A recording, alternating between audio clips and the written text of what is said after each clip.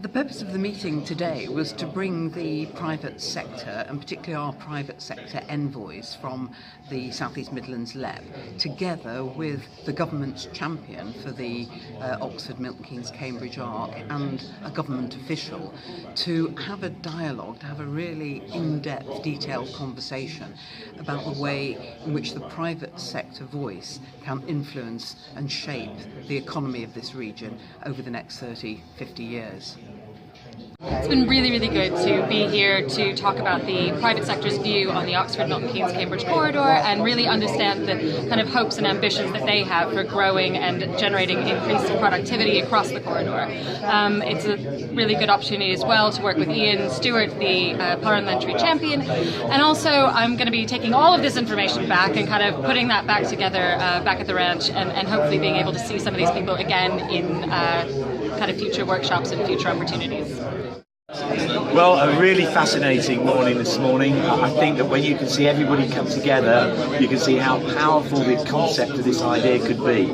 I mean, different words, the corridor, the Silicon Valley alternative, the Turing line, all of these things just really point towards a centre of real economic growth and real economic potential for the UK. So I found it really useful this morning. I think we've got so many hurdles to get over, with so many challenges in terms of bringing everybody together to work in the same direction. But this is a generational opportunity, and if we grasp it, it could make a significant difference. For me, I think it was really encouraging to see the extent of interest both from central government, local government and local businesses in what I think is truly the opportunity of a lifetime for our area. It's critically important and really great that SEMLEP are getting the private sector involved at such an early stage.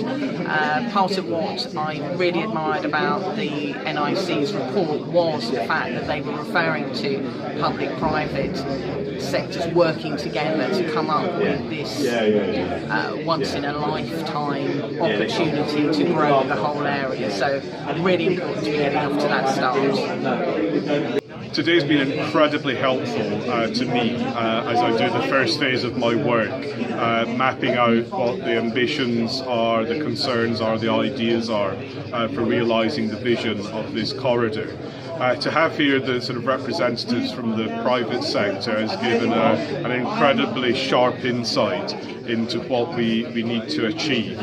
I think the main takeaway I've had from it is we need to establish what it is we want this corridor to be known for economically.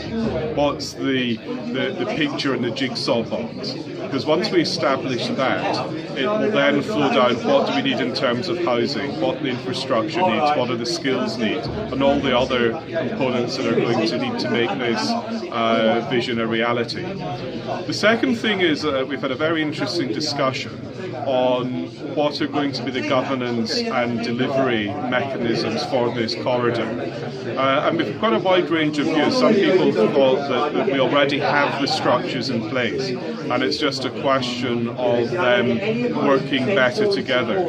Where others have said we need to engender a more shared vision and identity and commonality of purpose to make that happen.